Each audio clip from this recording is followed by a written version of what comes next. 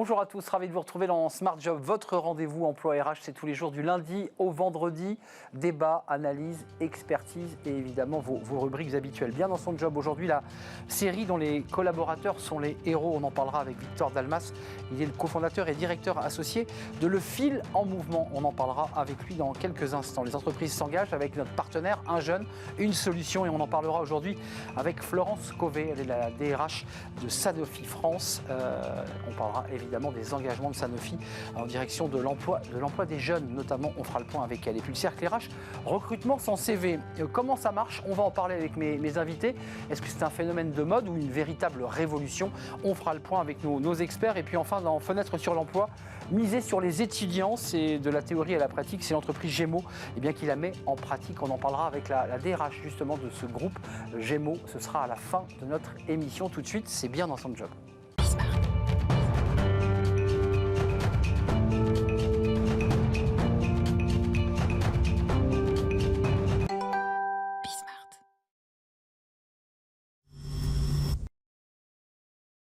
Bien dans son job. Tiens, on va parler cinéma.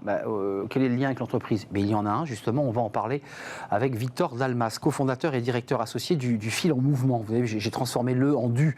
Tout à fait. Fondé en 2019. Absolument. Avec votre associé Julien Laurent. Et votre histoire est intéressante parce que d'abord, vous avez eu des vies dans le monde privé, vous avez connu le monde de l'entreprise, puis à côté de ça, sur vos temps libres, vous avez écrit pour la télévision, vous êtes scénariste et vous avez dit, tiens, et si on faisait des séries pour les entreprises? Comment c'est venu cette idée? Je crois que vous avez assez bien résumé le process. Nous, au départ, avec Julien Laurent, mon associé, nous sommes issus du secteur privé. Julien Laurent travaillait chez Accenture de son côté pendant 10 ans. Moi, mon dernier poste, c'était chez Acadomia, où j'étais en charge des business units. Et à côté de ça, nous menions une double vie, puisque une passion. Exactement, nous étions scénaristes. Et que nous avons scénarisé pour le spectacle vivant, mais aussi pour la télévision, un certain nombre de projets de fiction. Et qu'un jour, nous nous sommes dit, un peu confrontés aussi aux difficultés que nous pouvions rencontrer en tant que manager, finalement, comment embarquer une audience, comment embarquer un public, quoi de mieux qu'une bonne histoire. Et nous avons décidé de mettre au service des entreprises notre savoir-faire de scénariste pour réconcilier nos deux grandes envies. Victor, vous la connaissez, c'est vous qui l'avez montée, évidemment. C'est quelques extraits compilés de ce que vous avez réalisé. Alors, c'est à la fois drôle, on va voir les images tout de suite, puis on va pouvoir les commenter, évidemment. Alors, qu'est-ce qu'on voit là? Alors, on voit ici des extraits d'une série qu'on a réalisée pour le groupe Mondelez International, dans laquelle on a embarqué une centaine de comédiens néophytes, puisque chaque comédien est un salarié de l'entreprise. C'est d'abord un salarié, en fait. Exactement, tout à fait. Ils sont tous d'abord salariés, et même dans 99% des cas, ils n'avaient jamais eu d'expérience de comédien avant ce projet. Et c'est vraiment l'objectif, c'est de pouvoir créer une série de fictions qui viennent susciter un élan, peut-être même, je dirais, une respiration dans l'entreprise. On sait que les derniers mois ont été des mois un peu inédits. Parfois un peu compliqué sur le plan social, et il nous semblait important de pouvoir redonner justement un élan, recréer ces instants de vie sociale que l'entreprise a moins connus, qui sont tous ces espaces informels, la machine à café, la cantine, mais aussi tout ce que vous pouvez compter, pauses cigarettes, etc. À force d'être à distance, on se voit moins. Et l'objectif, c'est par la série, resserrer les liens, exactement, avec une série donc, dont les salariés de l'entreprise sont les héros, et pour les salariés de l'entreprise. C'est-à-dire qu'on vient embarquer en général donc une centaine de salariés comédiens par série. Pour une série qui va durer 10 épisodes, en général, 10 épisodes assez courts de 3-4 minutes, et l'audience, c'est toute l'entreprise. C'est-à-dire que dans le cas de Mondelez, ils étaient 3000 à assister à la diffusion des épisodes. À se marrer aussi, parce qu'on voit, il y a de l'humour. Bien sûr. On se maquille. Tout à fait, on va chercher le décalage. Un mot important, parce qu'on voit bien cette idée de resserrer les liens dans l'entreprise, de se regarder à l'intérieur de l'entreprise, de se marrer, de rire. Vous les coachez, et ce qui est très intéressant dans votre dispositif, qui moi me semble intéressant pour les entreprises, c'est-à-dire qu'on n'est pas dans des dispositifs de fiction où 3 smirmorques arrivent, déposent des câbles. Enfin, tout ça, c'est en équipe légère parce qu'en fait, ils se filment eux-mêmes. Exactement. En fait, chaque salarié se filme avec son smartphone. L'objectif, c'est bien sûr de réduire des coûts de production d'un tel projet, mais c'est aussi de permettre à chacun de n'importe où de participer, puisque dans le cas de Mondelez, vous avez donc plusieurs sites en France, vous avez aussi des sites en Outre-mer, vous avez parfois des responsables qui sont aussi à l'international. L'idée, c'est que chacun, se filmant lui-même, va pouvoir participer d'où qu'il soit au projet. Très concrètement, l'entreprise, la côté entreprise, vos clients ou vos prospects, qu'est-ce qu'elles cherchent? Parce qu'en fait, il y a 1000 manières d'entrer dans une série. Elles disent j'ai un groupe qui est distendu, j'ai besoin qu'on le resserre, j'ai besoin de raconter l'histoire de mon entreprise parce qu'il y a souvent une dramaturgie dans l'histoire d'une entreprise. Qu'est-ce qu'elles souhaitent à travers cette série? Alors, nos clients viennent au départ avec des besoins qui sont, je dirais, tous différents. C'est ça.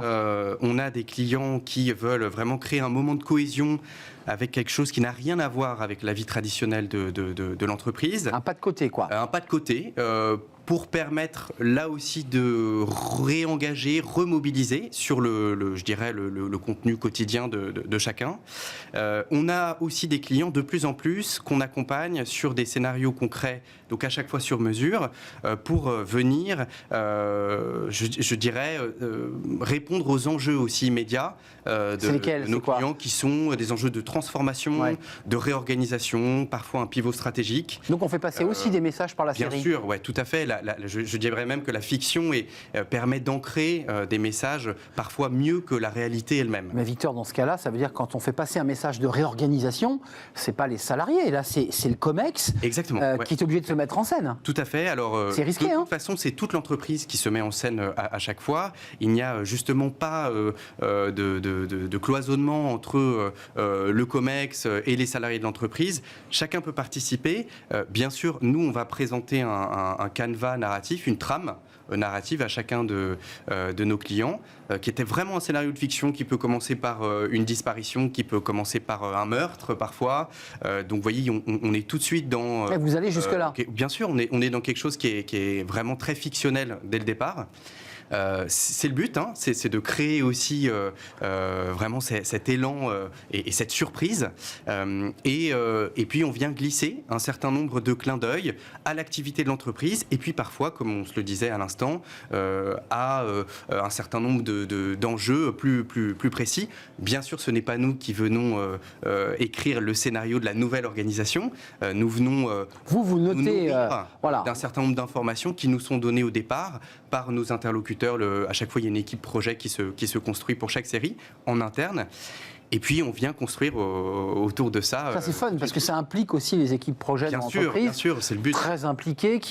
Il y a des moments où c'est compliqué, parce que dans l'écriture, que ce soit un livre, que ce soit un scénario pour la télévision, il y a parfois celui qui commande qui vous dit non, ça on peut pas aller, là tu vas pas là. C'est-à-dire, à un moment donné, il y a lâchage total, et puis après on vous resserre un peu. Comment ça se passe? Alors, il faut reconnaître qu'on a des clients qui nous font une confiance aveugle, et je crois pouvoir dire qu'ils n'ont jamais été déçus. C'est aussi donc carte blanche, là. Le succès du projet. C'est-à-dire qu'à partir du moment où on a présenté donc cette trame narrative au départ, que le client a validé, ensuite on vient écrire les dialogues, le scénario. Comme l'objectif c'est de créer assez vite et de déployer assez vite cette série, il n'y a pas, si vous voulez, un temps d'itération, de validation trop important au départ. Ça viendrait freiner la créativité et puis cet effet justement un peu nouveau. Rapidité, ça on l'entend bien dans votre projet, c'est-à-dire que quand vous avez et que le patron, votre client a décidé, la mise en exécution est rapide. Ça, c'est très, très important de... En général, on compte un mois avant le lancement. À partir du moment où on a un go, tout à fait, ouais. PAT, prêt à tourner, prêt à tirer. Et ensuite, ça part au montage. Exactement. Vos clients, là, c'est quoi? Vous travaillez sur quoi en ce moment avec? Parce que j'imagine qu'avec Julien, vous mettez autour d'une table et que c'est un jeu de ping-pong comme les scénaristes. Alors, absolument. En fait, nous avons parmi nos clients des clients qui sont en général plutôt des clients au-delà de 300 salariés. On a mené ce type de projet chez Mondelez, on l'a mené chez Amazon, pour toutes les équipes du siège en France. On l'a Vous avez fait quoi pour Amazon? C'était quoi l'histoire que vous avez écrite? Alors, pour Amazon, c'était une histoire... Pas simple. Non, c'était une histoire qui tournait autour du cinéma. Forcément, il y a une pression peut-être encore plus grande de faire des séries pour quelqu'un qui fait des séries. Donc, c'est pas le cœur de métier, il faut le préciser. C'est vrai, c'est pas le cœur de métier, mais pour autant, c'est vrai, ils en de font. plus en plus Amazon pour ces séries, pour la plateforme Donc, la pression Prime. est forte. La pression est forte, mais je dirais l'enthousiasme décuplé aussi, parce qu'à partir du moment où vous avez les équipes en interne qui peuvent participer, se prêter au jeu d'un projet, ça vient rendre aussi le...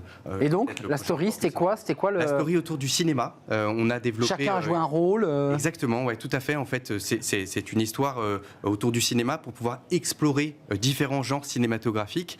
C'était le but aussi de ne pas avoir toujours la même canevas, mais de renouveler dans chacun des épisodes le propos. Donc vous aviez aussi bien un épisode qui se passait au temps des Romains, un épisode qui se déroulait... Il faut des costumes quand même là, il faut un peu de logistique. Non, alors justement, c'est tout le... Chacun se débrouille quoi. Le propos, exactement, le système D. Vous avez... on trouve un élément de décor, une perruque. On vient recréer un élément de décor. Ce qui suffit parfois. On vient s'aider, il suffit de pas grand-chose. Les séquences sont assez courtes, elles durent entre 15 et 20 secondes par salarié. Avant de nous quitter, Victor, je veux pas qu'on oublie, parce que ceux qui nous regardent se disent, bon, c'est très sympa son histoire, mais moi je suis pas comédien. Il y a quand même un travail de direction d'acteur, puisque c'est le terme utilisé sur un plateau de cinéma, et donc un peu de coaching quand même, vous les aidez. Exactement, alors nous au départ, nous sommes scénaristes et metteurs en scène, donc nous venons accompagner individuellement chacun des participants. Aucune expérience n'est requise, c'est le but, et donc vous avez d'ailleurs très souvent des stars de la scène qui se révèlent devant la caméra peut-être un peu plus friables, et à l'inverse, des grands timides qui se trouvent une âme de comédien. Nous on est là pour les aider et surtout les valoriser, puisque c'est un projet qui vient valoriser chacun des salariés de l'entreprise. Donc il y a aussi une forme, je dirais, de catharsis, de révélateur pour certains individus qui se révèlent. Inédite et les 3000 collègues se disent, mais j'aurais jamais imaginé, vous avez dû l'entendre, que quelqu'un se révèle comme ça soudain. Absolument, ouais, c'est très souvent ce qui se passe. Et d'ailleurs, on a en ce moment des demandes pour faire des saisons 2, puisque comme c'est une série, les saisons se multiplient. Et on voit aujourd'hui pour les saisons 2, peut-être des salariés qui étaient trop timides pour la saison 1 se dire, bon allez j'y vais. Puisqu'un tel l'a fait, moi aussi je peux m'y mettre. L'effet d'entraînement, l'effet de groupe. Merci Victor Dalmas, cofondateur et directeur associé du Fil en Mouvement. Le Fil en Mouvement, c'est le nom exact de votre entreprise, créée en 2019. Elle a 2 ans, mais ça se développe bien. Puis les entreprises trouvent finalement une manière un petit peu décentrée, décadrée, de pouvoir parler ou faire se parler, créer du lien. C'est très important dans le contexte dans lequel nous sommes. Merci de nous avoir rendu visite. Et tout de suite, notre rubrique « Les entreprises s'engagent » avec notre partenaire Un jeune, une solution. Avec nous comme invité la DRH France de Sanofi.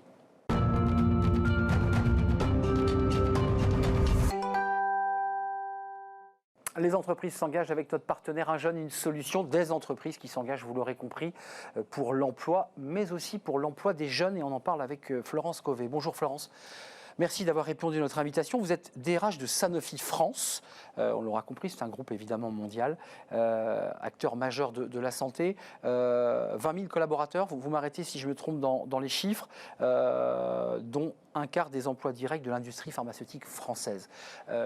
Vous êtes venu nous parler parce que vous êtes la DRH, alors évidemment vous parlez d'emploi, de recrutement, et on va en parler. Vous êtes engagé sur ces questions d'emploi des jeunes. D'abord, un petit mot parce que c'est toujours intéressant, avant de trouver le traitement, là je m'adresse à un laboratoire pharmaceutique, évidemment je ne peux pas me tromper, mais pour avoir le bon traitement, il faut avoir fait un bon diagnostic.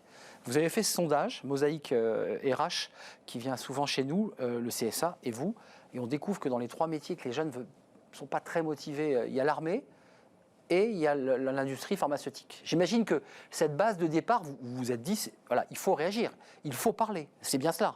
C'est exactement ça. Bonjour et encore merci pour votre invitation. En fait, effectivement, juste en quelques mots quand même, Sanofi, parce qu'on en entend souvent parler, mais c'est 100 000 collaborateurs dans le monde, dont un quart des effectifs en France.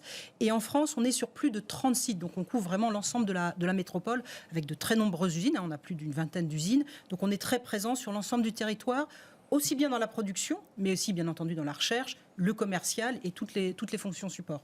Effectivement, on a fait un sondage au printemps dernier dans le cadre de notre partenariat avec Un jeune, une solution, et on a voulu mesurer quels étaient les freins des jeunes par rapport aux entreprises et s'il y avait un phénomène d'autocensure.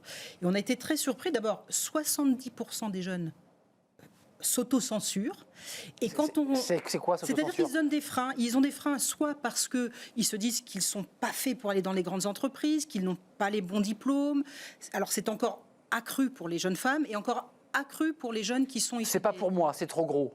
C'est trop gros. C'est trop gros, quoi. Je ne peux pas aller dans ces grosses boîtes. Exactement. C'est trop gros. Il va falloir que je sois surdiplômée. Je ne vais pas savoir. Je n'ai pas les bonnes qualifications. Et alors, effectivement, en fait, il y a 3 secteurs où on retrouve ce phénomène. L'armée. On peut imaginer peut-être un peu plus quelles sont les réticences, le BTP, mais également la santé. Alors, ce n'était pas le secteur pharmaceutique, c'était la santé. C'est plus large. Dont on fait bien évidemment partie. Et ça nous a interpellés.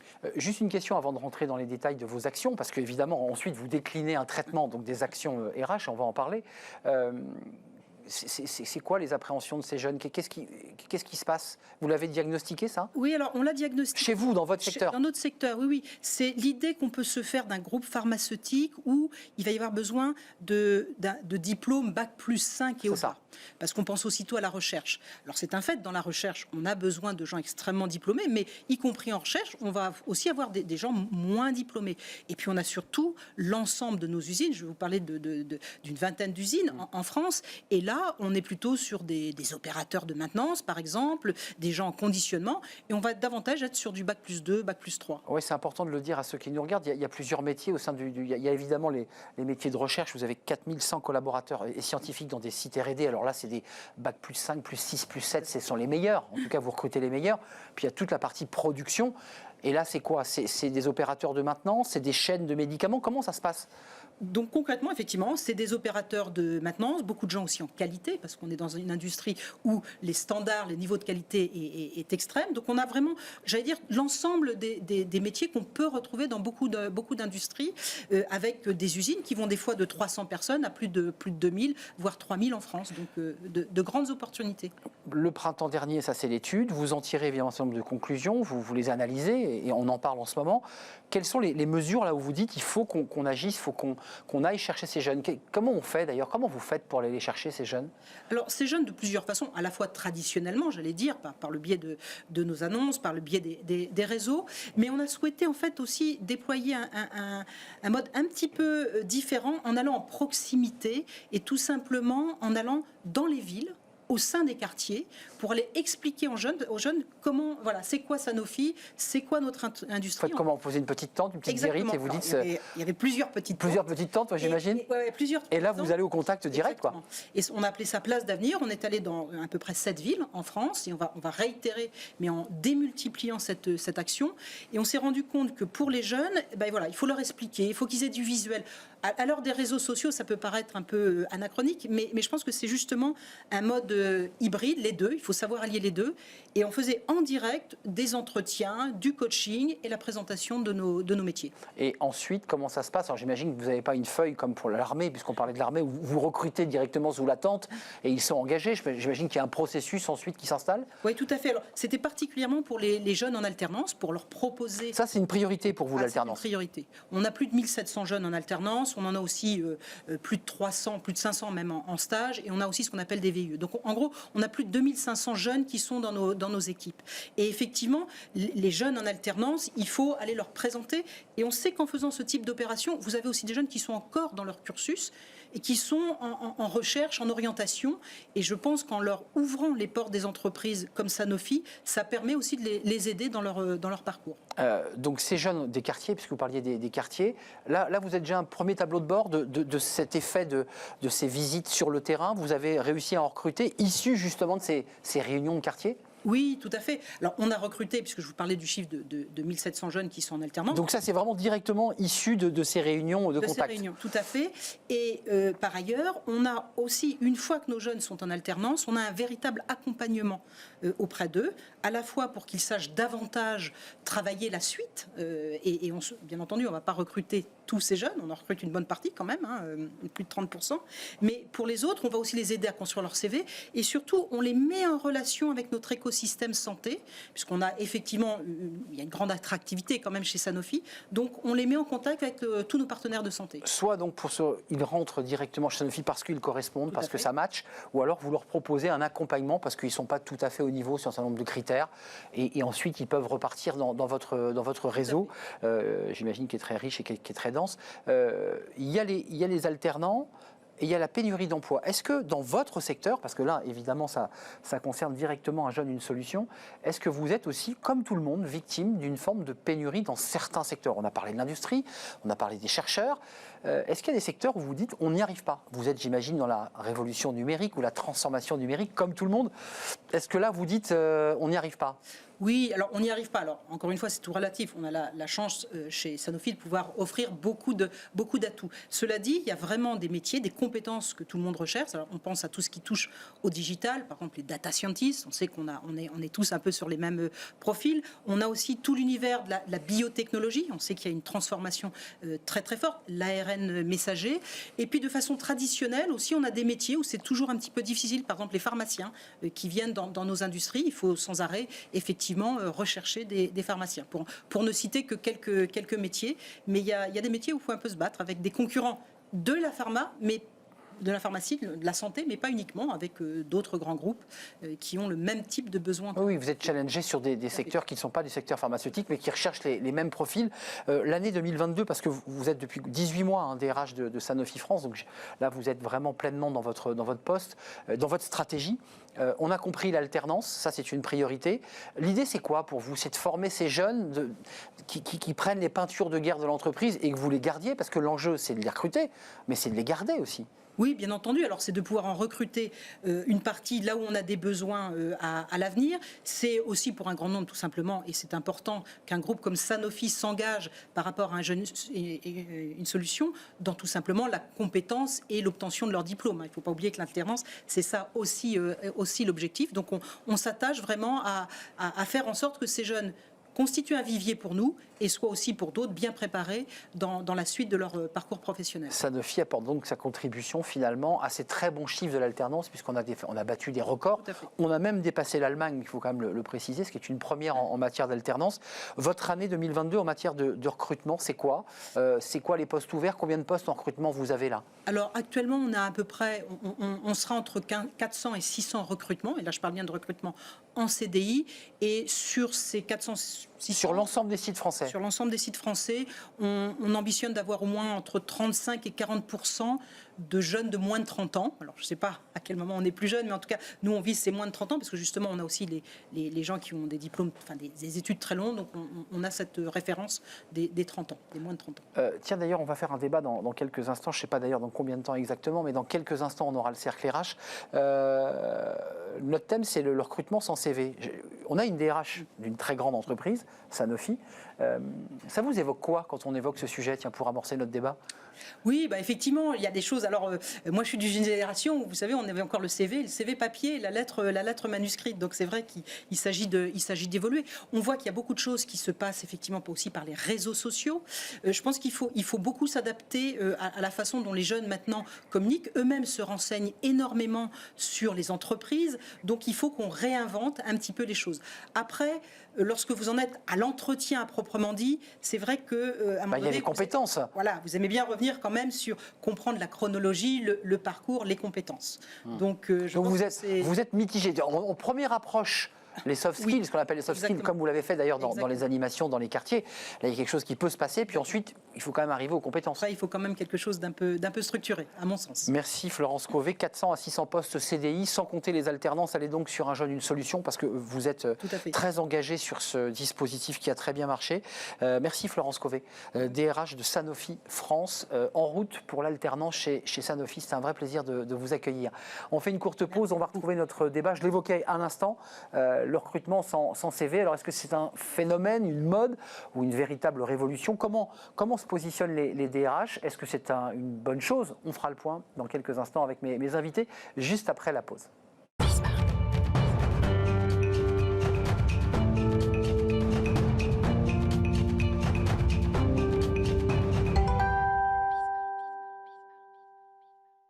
Le cercle RH, notre débat quotidien de Smart Job, on s'intéresse à un sujet. Alors, est-ce que c'est un phénomène? Est-ce que c'est une mode? Est-ce que les choses vont s'enraciner? On parle du recrutement sans CV. Vous en avez entendu parler. D'abord, comment ça marche? On va évidemment faire le point avec mes invités. Et puis ensuite, comment on fait, évidemment, pour ne s'appuyer que sur les soft skills, sans passer par les compétences? Tout ça peut ressembler à un casse-tête, mais ça fonctionne. Et on va en parler avec mes invités. Florence Réal-Rougier, merci d'être là. C'est un vrai plaisir de vous accueillir. Directrice du recrutement d'Accenture France. Et vous avez mis en place avec vos Benelux et Île Maurice, puisque c'est votre titre complet. Et vous avez mis, il y a quelques mois, en place l'opération. Alors, on a l'impression que c'est une opération de la DGSE. Opération recrutement sans CV. Et vous nous expliquerez tant la manière dont vous l'avez mis en place dans vos équipes, ça a dû évidemment être un peu bouleversant au départ, et puis comment les choses se passent aujourd'hui dans votre méthodologie et comment ça marche. Avec nous, Nicolas Morby. Bonjour Nicolas, fondateur d'Etypic. Vous étiez venu, alors il y a presque un an, mais vous êtes revenu, je crois, entre-temps, nous parler de la manière dont vous recrutiez dans la rue, dans les espaces de supermarchés de mémoire où vous alliez chercher ces jeunes en leur parlant en direct. Et ça, c'était formidable. Merci en tout cas d'être là. Vous nous expliquerez votre méthodo et de savoir ce que deviennent ces jeunes que vous avez captés comme ça en direct dans la rue. Et puis avec nous, Laurent Arnaud. Bonjour Laurent. Bonjour. Vous êtes fondateur de Je ne suis pas un CV, comme je ne suis pas un héros. C'est ça, j'imagine. Vous êtes inspiré de cette chanson. Exactement. C'était un peu ça, non? Non, pas du tout. Pas du tout. Mais j'avais envie de dire oui. Donc vous avez envie exactement. de... D'accord. On commence très très bien ce débat.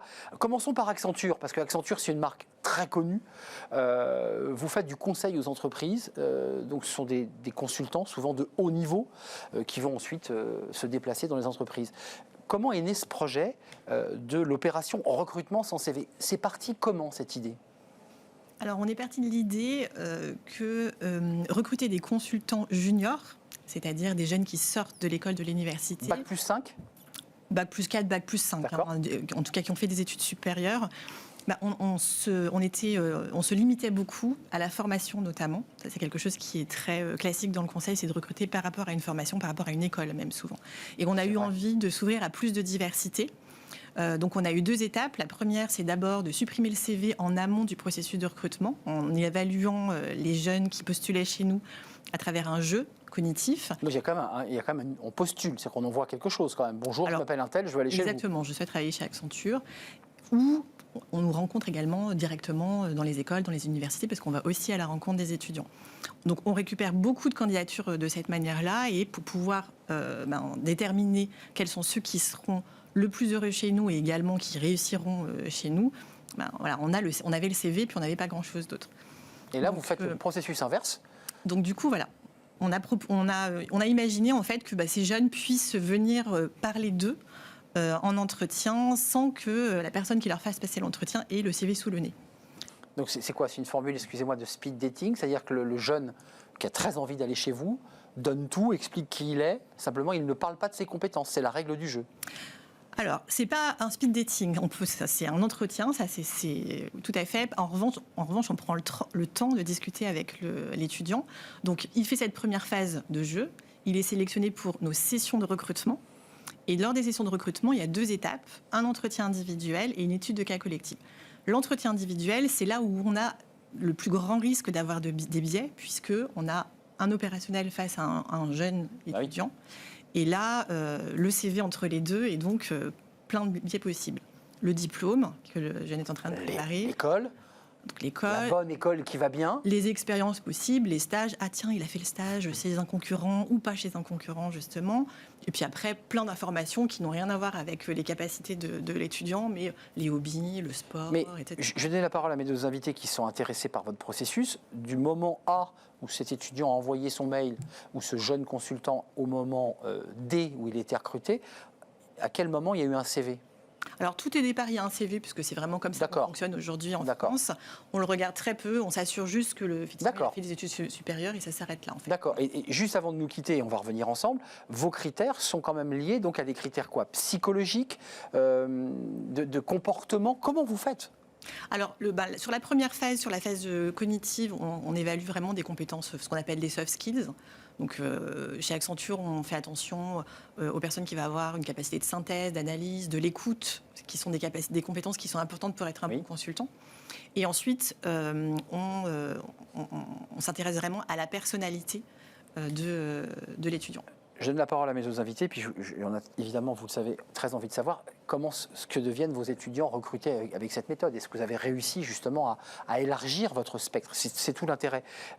Nicolas, racontez-nous en 2 mots, parce que je le disais en pitchant, c'est-à-dire que vous allez chercher finalement un public, une population de personnes qui échappent un peu, je dirais, aux écrans radars du recrutement, et vous y allez. Comment ça marche en 2 mots? Déjà, effectivement, merci de me donner la parole. C'est de permettre de rendre visibles les personnes invisibles, qui ne sont pas du tout sur les job boards, pas du tout sur les réseaux sociaux, plus du tout au Pôle emploi. L'objectif, c'est vraiment de leur permettre, par un simple bonjour, est-ce que vous cherchez du travail, de leur permettre de mettre en avant leur savoir-être par le biais d'un questionnaire élaboré par une docteure en sciences cognitives et de les mettre en relation avec des entreprises qui recherchent. C'est exactement la même méthodologie que les recruteurs de donateurs pour des ONG que vous croisez dans la rue. C'est vrai. Bonjour, est-ce que vous avez un instant? Greenpeace ou d'autres, Médecins du Monde. Là, j'ai juste transposé ce modèle-là dans le sourcing de candidats. Vous avez 5 minutes à me consacrer et là, et s'installe un échange. Exactement. Et concrètement, en termes de chiffres, parce qu'on vous suit depuis un certain temps dans Smart Job, vous êtes venu souvent, combien de personnes sont passées entre les mains de tous ceux qui sont allés à la rencontre de ces jeunes et combien ont réussi à avoir un emploi? 130. 130 depuis septembre 2020, dont 103 rien que sur l'année 2021. Et cette année, l'objectif des Typiques, c'est vraiment d'en placer 300. C'est mon objectif. Et l'idée, ça paraît ensuite vraiment d'augmenter ce chiffre-là. Juste avant de donner la parole à Laurent, la réaction, parce que quand on est interpellé dans la rue par des associations, des ONG, souvent on dit qu'on n'a pas le temps, et ce qui est d'ailleurs assez vrai, mais parfois on peut être aussi un peu surpris de la manière dont on nous interpelle. Comment réagissent ces jeunes? Parce que ce sont des jeunes pour la plupart. Il y a quoi? Il y a du blocage, il y a du frein, j'ai pas envie de vous répondre, ou est-ce qu'ils sont très ouverts et ils disent j'attendais ce moment avec beaucoup d'impatience? Ils sont très surpris, déjà. Ouais. Très surpris, parce que d'habitude, on a l'habitude de demander de l'argent et non pas proposer du travail. Donc du coup, ils sont...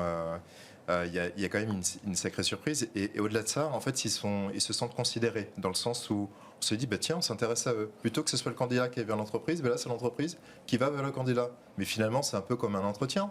C'est-à-dire qu'un entretien se finit toujours en face à face. Pourquoi? Finalement, on ne commencerait pas par du face à face. Et c'est ça l'objectif des Typiques, c'est vraiment de mettre en avant le fait qu'on puisse complètement inverser ces règles. Laurent, vous vous retrouvez, j'imagine, dans ces 2 expériences. La philosophie de « je ne suis pas un CV », par le titre même de l'intitulé, qu'est-ce que vous voulez dire à ceux qui nous regardent? Je ne suis pas un CV, ça veut dire je ne me définis pas que par mon CV, c'est ça que vous nous dites? Je ne suis pas le reflet de mes expériences passées, je suis beaucoup plus que ça. Et Florence l'a dit, en fait, on est dans un marché de l'emploi en France qui est extrêmement cloisonné. Et c'est le mal français en matière d'emploi, c'est qu'on envisage le potentiel des personnes uniquement à travers ce qu'ils ont fait. Le bon diplôme, la bonne formation. Et tous, on est beaucoup plus que ça. Donc il y a un déterminisme social, finalement, à travers ça. Tout à fait. Et je ne suis pas un CV, c'est une approche par compétence. Par opposition au CV, qui est une approche par référence. Et c'est bien l'enjeu. On est dans un enjeu d'ouverture et de décloisonnement de l'accès à l'emploi. Ce qu'on souhaite permettre, c'est de permettre à des entreprises de regarder les gens différemment et de permettre à un certain nombre de personnes d'accéder à des offres d'emploi auxquelles elles n'auraient pas pensé. C'est notre enjeu principal. Et vous avez ouvert en disant, est-ce que c'est un effet de mode? Oui. Je crois que c'est un principe de réalité, le recrutement sans CV. Depuis la nuit des temps, les entreprises viennent recruter sur des forums, sur des job dating. J'ai eu la chance d'en monter pendant 3 ans et j'ai à chaque fois vu des recruteurs à la sortie de ces forums, ces job dating, qui disaient qu'ils avaient fait des rencontres et que si jamais ils avaient eu le CV de ces personnes-là... ils ne revenaient pas. Ils ne revenaient pas. Ouais. Et du coup, on revient à un principe de réalité qui est de se laisser prendre et surprendre par le potentiel des personnes sans avoir de filtre préalable. Laurent, j'entends quand même dans ce que vous nous dites qu'il y a le mot compétence qui parle. Je veux dire, c'est pas dénué de compétences. C'est en fait la différence entre compétences et références. Les références, c'est le déterminisme social, mais les compétences ne sont pas niées. Tout à fait. Et l'idée, c'est de créer des passerelles entre chaque expérience. L'idée, c'est de se dire que les vies professionnelles sont multiples et variées et que personne n'est contraint et déterminé à faire un même métier toute sa vie. Et c'est pour ça que vous parlez de déterminisme social. On est bien dans ce sujet-là. Nous, on encourage les mobilités professionnelles et les mobilités transversales. Notre génération, la génération de nos parents, ils avaient peut-être 2 ou 3 vies professionnelles dans leur vie. Grand max. Grand max. Et les générations futures en auront 15 ou 20. Et on nous dit aussi que 80% des métiers de demain n'existent pas aujourd'hui. Donc ce sujet de l'adaptabilité des entreprises, de cette capacité à accueillir des gens qui ne sauront pas nécessairement tout faire dans leur métier le premier jour de leur prise de poste, mais qui auront le potentiel pour le faire, c'est un sujet qui est investi par les entreprises et indispensable à leur performance. Donc, ce n'est pas un effet de mode, mais vous dites finalement ça va devenir un principe type de réalité. Moi, j'entends... essayons, et je l'entends chez vous aussi, essayons d'éviter finalement les biais de sorte de népotisme d'école, de famille, de quartier, d'habitus sociologiques pour essayer de nous ouvrir, ce qui vient finalement ouvrir notre débat sur les questions de diversité. Il y a beaucoup de jeunes diplômés, et pas diplômés d'ailleurs, qui disent « j'aimerais bien, mais par ma couleur de peau, par mon quartier, par le métier de mes parents, bah, je ne peux pas y aller ». C'est finalement ce message-là que vous faites passer à travers cette ouverture très large des recrutements sans CV. Oui, l'objectif, c'était vraiment d'éliminer le plus possible les biais, parce que dans un processus de recrutement, il y a des biais tout au long du processus. Il y a des biais au moment des interventions humaines, c'est-à-dire des entretiens, et c'est là où il y a le plus de biais possible. Et le biais est très souvent inconscient. C'est-à-dire que quand on discrimine, par exemple, dans le cas d'Accenture, un jeune qui postule à un rôle de consultant, parce qu'il habite dans le 93, on ne se dit pas « Ah, il habite dans le 93, je vais le discriminer ». Mais inconsciemment, si on le fait, c'est parce que ça renvoie... C'est tout ce que véhicule le 93 dans l'inconscient. Donc, je vous donne cet exemple-là. Oui, il y a le fait de ne pas avoir fait une école de commerce, il y a le fait d'avoir été président du BDE ou pas président du BDE. Tous ces éléments-là, ça va déclencher des choses dans l'inconscient des personnes qui font passer les... Je vous pose la même question, Florence, que j'ai posée à Nicolas. C'est là, alors c'est peut-être un peu trop tôt pour l'instant pour tirer des conclusions, mais est-ce que vous avez réussi votre pari ? C'est-à-dire que parmi tous ceux qui viennent d'être recrutés, ces nouveaux consultants, vous dites on a ouvert énormément à la diversité des quartiers, de la couleur de peau, des histoires. Est-ce que c'est finalement le pari que vous vous lanciez ? Est-ce que ça a marché ? Ou est-ce qu'il reste encore des biais qu'après tout, on n'arrive pas à gommer ?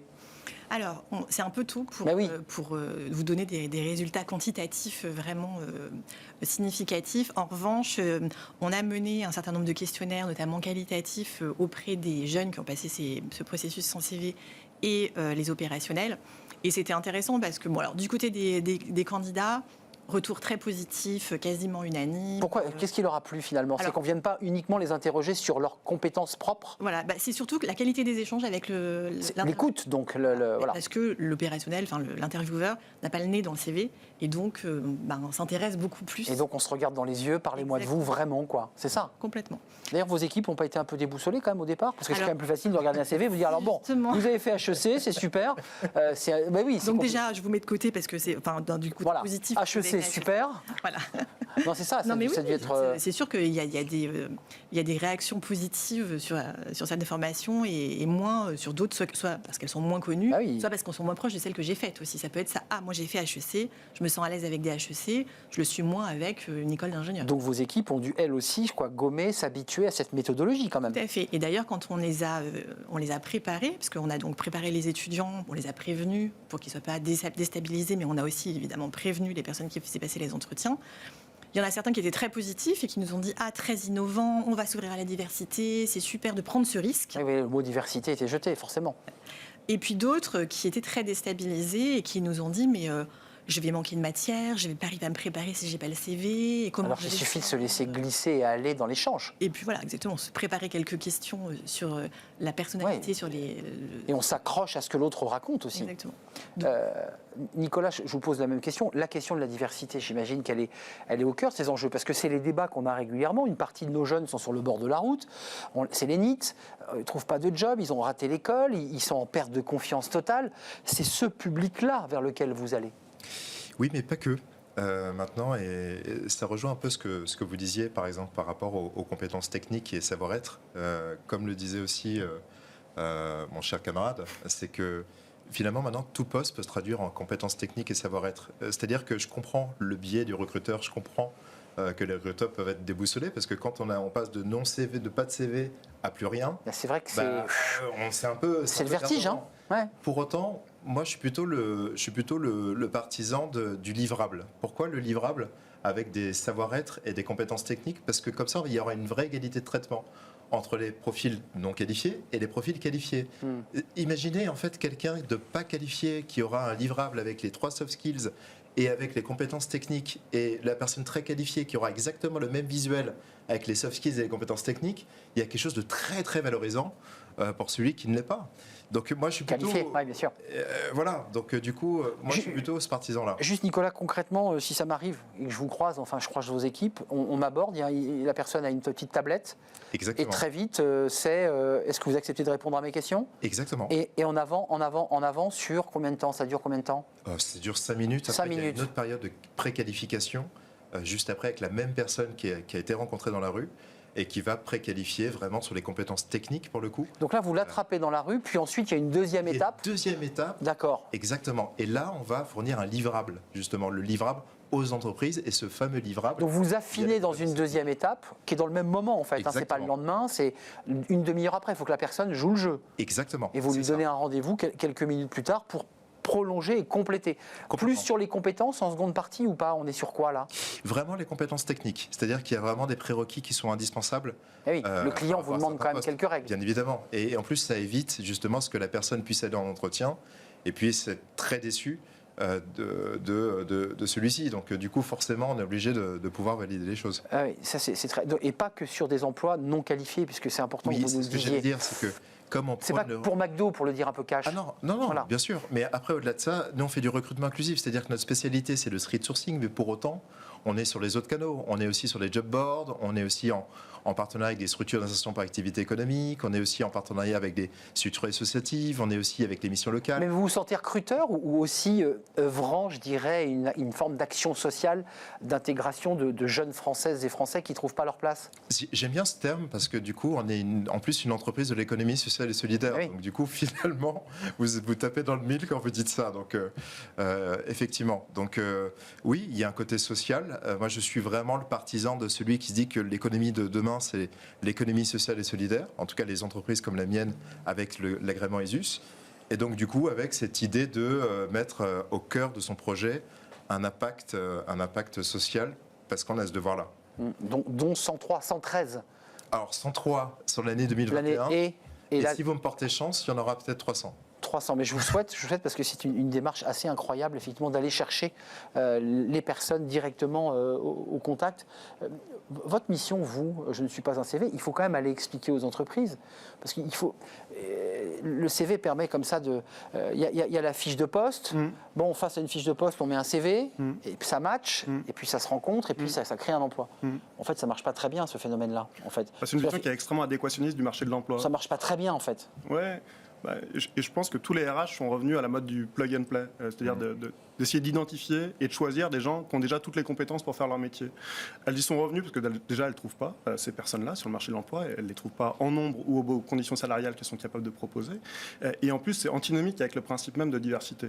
Donc notre idée, nous, c'est de créer les conditions de la rencontre entre des entreprises qui ont des besoins et des candidats qui ont des souhaits et qui souvent ont l'impression que le CV restreint le champ des possibles pour eux. On est aussi, on partage ça avec Nicolas, sur un prisme d'égalité des chances. Tous les gens qui créent leur profil sur Je ne suis pas un CV sont anonymes et on sait qu'il y a un certain nombre de personnes qui peuvent avoir le sentiment d'être discriminées face à l'emploi. Ils n'ont pas le bon nom, ils n'ont pas la bonne adresse. Quand ils viennent chez vous, ils ont l'impression qu'ils se battent à armes égales. C'est-à-dire qu'ils n'ont pas des boulets au pied où ils se disent forcément je ne pars pas sur la même ligne, c'est ça? Ouais, puis il ne faut pas être dogmatique sur le sujet. Nous, on a une approche qui est très pragmatique, à dire...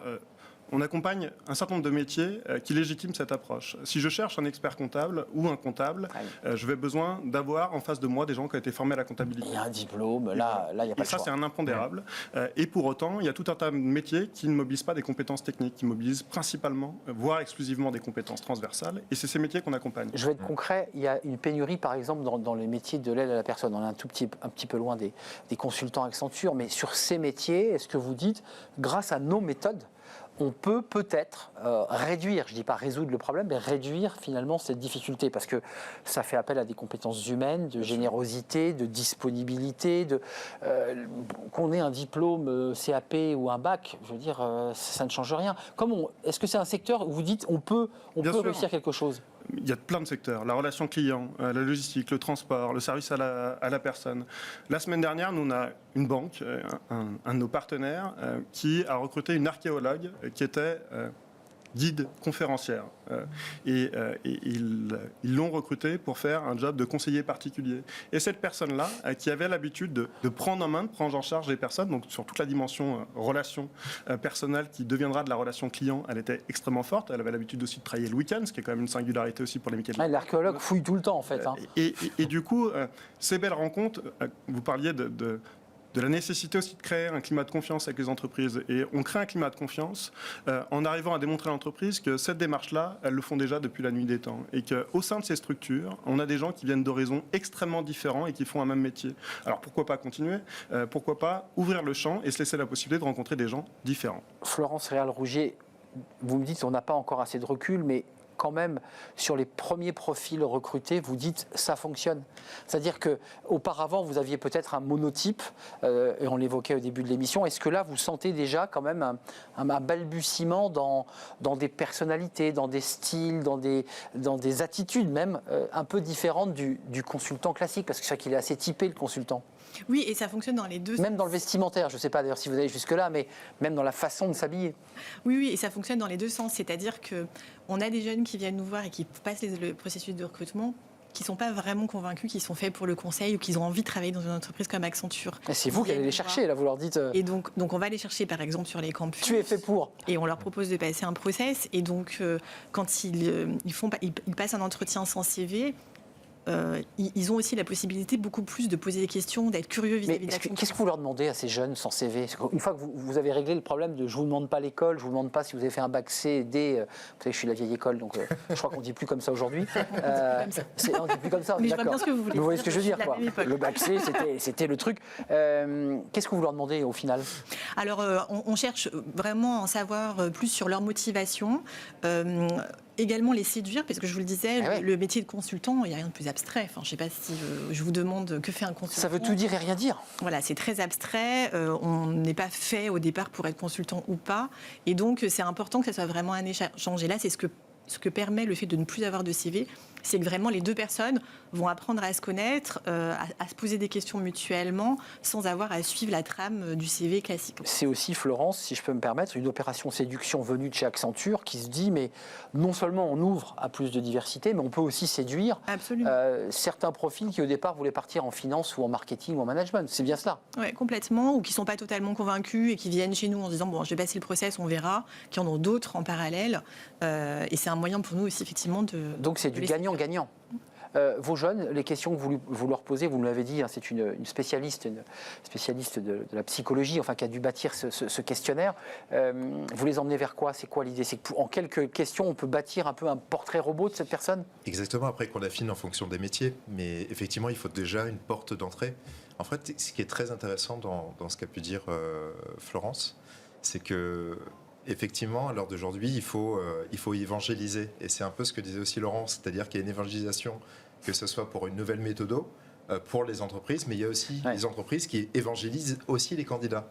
Donc c'est là où ça permet, c'est là où on se dit soit il y a un souci, ou bien il faut aller vraiment dans une... Juste avant de nous quitter, quand même, on a eu beaucoup d'invités sur ce plateau. Ça, c'est pas pour doucher tout ce que vient de se dire, qui est totalement passionnant et essentiel, me semble-t-il. Mais beaucoup d'invités viennent chez nous en disant mais non, mais le CV, c'est toujours vital. On n'en sort pas. On a besoin. Est-ce que vous faites quoi? Vous êtes un peu les Gaulois du système? Vous êtes en train de renverser la table, en un mot? Une stat, 400 000 postes non pourvus, faute de candidats. Voilà. On est d'accord. Gaulois ou précurseurs? Je dirais précurseur, parce qu'on est en train de faire des pilotes et de tester. On n'a pas complètement abandonné le CV. On se rend bien compte de tous les avantages que ça présente, mais on est au milieu du gué quand même aujourd'hui. C'est ça. En tout cas, précurseur chez Accenture en disant... De toute façon, il faut aller au bout du processus pour évidemment pouvoir ensuite l'analyser. Gaulois ou précurseur? Vous êtes obligé d'évangéliser ou les gens sont déjà un peu entrés dans ce process? L'idée, c'est pas de faire la révolution. On n'est pas là pour imaginer que le recrutement sans CV remplace le recrutement avec CV. C'est une voie complémentaire qui a tout son sens dans certaines situations et dans certains contextes. Le recrutement sans CV, c'est fait pour faire peut-être 5% ou 10% de recrutement des entreprises et qui se met en place de façon extrêmement complémentaire à ce qui est déjà mis en place. C'est un mix finalement dans le choix du recruteur ou du recrutement. Et aujourd'hui, c'est la meilleure formule pour que des entreprises arrivent à répondre à leurs enjeux de recrutement, ce qu'elles ont du mal à faire. Et je pense que ce qui est important de noter aussi, c'est Florence, que ça permet de donner leur chance à ceux qui aujourd'hui ont du mal à se faire recruter avec CV. C'est surtout ça qui est important. Mais c'est important de l'entendre, c'est-à-dire que ceux qui pensent, parce qu'il y a une forme d'autocensure d'une partie de notre jeunesse, allez-y.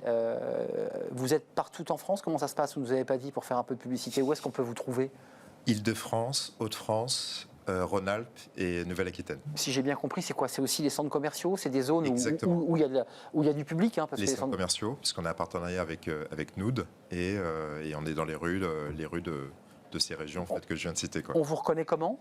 Avec le gros logo Atypique. Atypique. Quand vous voyez Atypique, n'ayez pas peur, allez-y. Non mais c'est important parce que parfois on évite un peu, vous savez, pour ne pas perdre de temps. Allez donc à la rencontre d'Atypique si vous cherchez un emploi et c'est toujours intéressant d'aller vers eux et ils viendront de toute façon vers vous. Accenture, merci Florence Réal-Rougier, directrice du recrutement d'Accenture France. Merci beaucoup. Avec toute votre équipe, on l'aura compris, qui est au milieu du gué. Donc vous reviendrez nous en parler quand vous serez arrivé sur la berge opposée de cette aventure que vous avez appelée Opération Recrutement sans CV. Merci à Nicolas Morby, fondateur d'Atypique, et merci à Laurent Arnaud, fondateur de Je ne suis pas un CV. C'est un vrai plaisir, vous m'avez convaincu. J'y crois. Merci à vous trois. On termine notre émission avec Fenêtre sur l'emploi et on ne va pas être dépaysé d'ailleurs puisque l'entreprise Gémeaux s'est tournée vers les étudiants. Ça, c'est une autre manière de s'appuyer sur la dynamique des étudiants. On en parle tout de suite avec elle.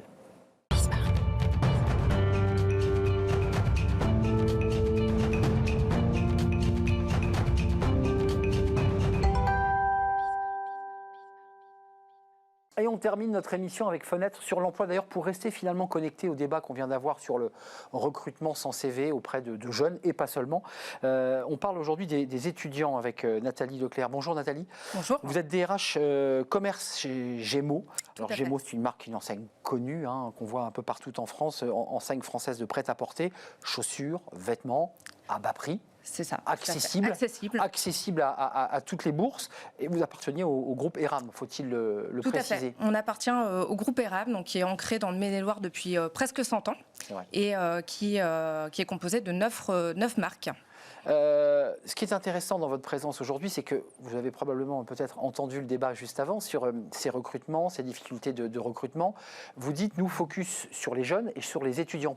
Pourquoi ce choix? Parce qu'aujourd'hui, les étudiants, pour nous, c'est vraiment un vivier de futurs directeurs de magasins, adjoints, managers de vente. Donc, on souhaite vraiment capitaliser sur cette jeunesse. Et c'est aussi une responsabilité, finalement, des entreprises que d'intégrer ces jeunes et de les connecter avec le monde du travail. Alors Nathalie Leclerc, il faut faire peut-être un distinguo entre l'étudiant qui va étudier je ne sais quelle matière à l'université, qui a besoin d'avoir un job de complément pour payer une partie de ses études, de celui que vous allez choisir en alternance. Là, quand je parle des étudiants, vous pensez à ces étudiants qui, l'été par exemple, ont besoin pendant 2 mois de travailler à plein régime. C'est cela que vous recrutez aussi. Aussi. Alors, c'est vrai que là, il faut distinguer les choses. C'est-à-dire qu'aujourd'hui, donc en 2022, on va offrir 1100 postes à destination des étudiants. Et donc, ces étudiants-là, donc c'est 900 stages, c'est 100 contrats étudiants et 100 contrats d'alternance.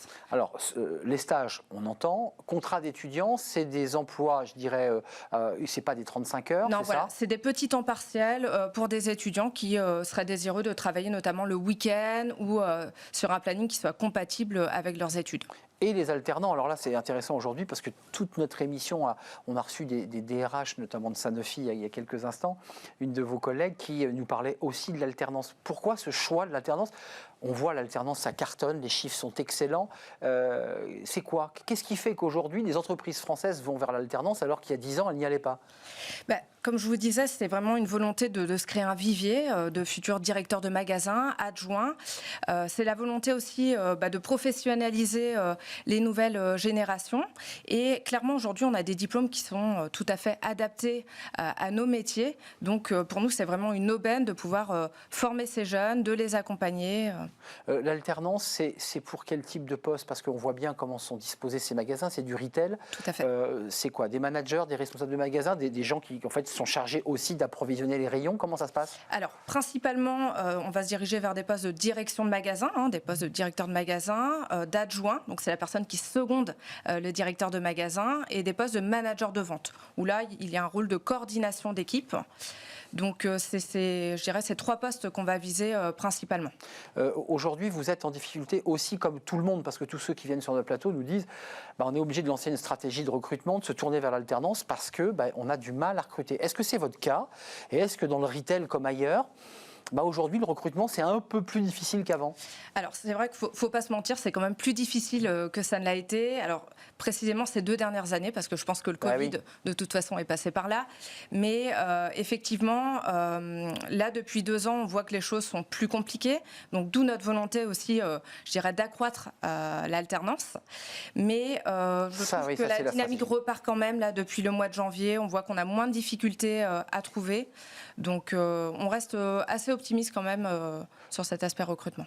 Qu'est-ce qui vous rend optimiste? Vous êtes la DRH commerce, on comprend bien que votre boulot, c'est aussi que tous les magasins soient pourvus de collaborateurs, qu'ils puissent ouvrir, accueillir les clients dans les meilleures conditions.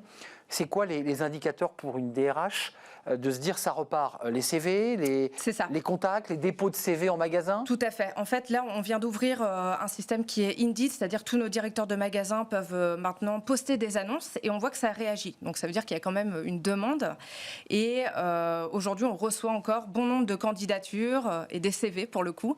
Donc ça veut dire qu'il y a un attrait quand même pour le commerce et plus principalement pour notre enseigne. Ça, c'est une information intéressante. Auparavant, comme beaucoup d'entreprises, on centralisait le recrutement. Là, vous l'avez décentralisé au niveau des magasins. Et chaque directeur peut poster sa demande en temps réel. Il les pose où? Parce que pour ceux qui nous regardent, c'est intéressant. Alors, il le dépose donc sur la plateforme d'indeed.fr. Donc, c'est-à-dire que chaque directeur de magasin a son propre compte et vient finalement créer son annonce, la gère et puis ensuite la clôture quand le poste est pourvu. Donc là, on gagne clairement en réactivité et on s'adapte aussi aux besoins auxquels on est confronté. Juste un mot, on pose la question régulièrement à nos DRH sur le plateau. Il y a les jeunes, les étudiants, les alternants et les stages, parce que vous voulez donner envie. Qu'est-ce que vous avez envie de dire à ceux qui nous regardent pour leur donner envie de venir chez vous, chez Gémeaux? C'est quoi la marque employeur? Parce qu'il faut aussi leur donner envie de venir.